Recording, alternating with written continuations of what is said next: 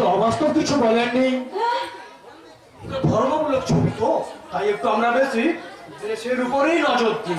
হ্যাঁ যাক, সে কথা ছাড়ো, তুমি এসো এখন আমার বেডরুমেই এসো। আর এখন তো তোমার যৌবন স্কিন টেস্টটাই নেওয়া বাকি আছে সুন্দরী।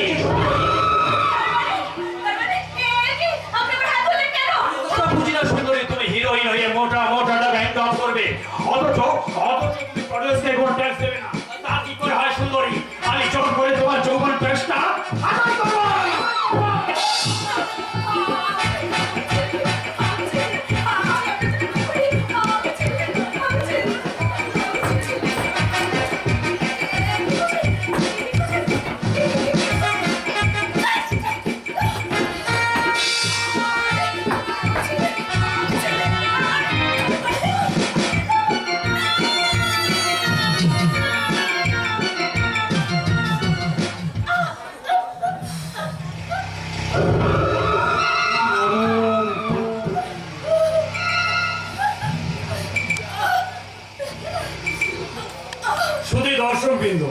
কি দেখলেন? এইরকম একটা জাত আমি একটা সুন্দরী মেয়েকে ধর্ষণ করেছি।